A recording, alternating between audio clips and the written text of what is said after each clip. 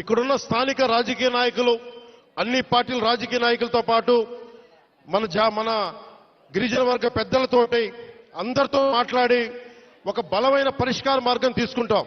అందుకే నేను ప్రతి 2 నెలలకు ఒకసారి 3 రోజుల పర్యటన పెట్టుకుంటాను మన జిల్లాలో.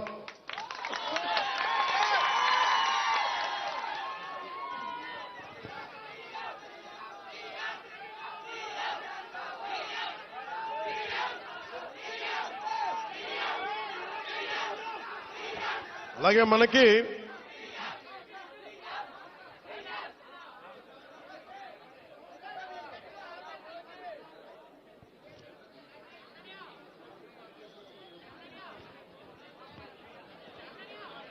ముఖ్యమంత్రి గారికి ఒకటే చెప్పాను, దాదాపు 4000 గిరిజన తాండాలకి రోడ్లు కావాలి. పంచాయతీల క్రమంగా చూసుకుంటే 400 పంచాయతీలే కానీ గ్రామాలను మట్టుకు దాదాపు 4000 తాండాలు ఉన్నాయి.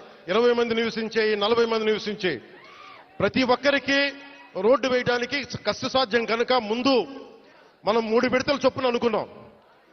ముఖ్యమంత్రి గారి దృష్టికి తీసుకొచ్చింది, ప్రధానమంత్రి గారి దృష్టికి మేము తీసుకెళ్లబోయేది, ఎక్కువ మంది కనుక మీరు తొందరగా రోడ్లు రావాలి అంటే 20 మంది ఒక చోట కాకుండా కనీసం 200 మంది 300 మంది ఒక చోట మీరు అందరూ ఉండగలిగితే రోడ్లు వెంటనే వచ్చేస్తాయి.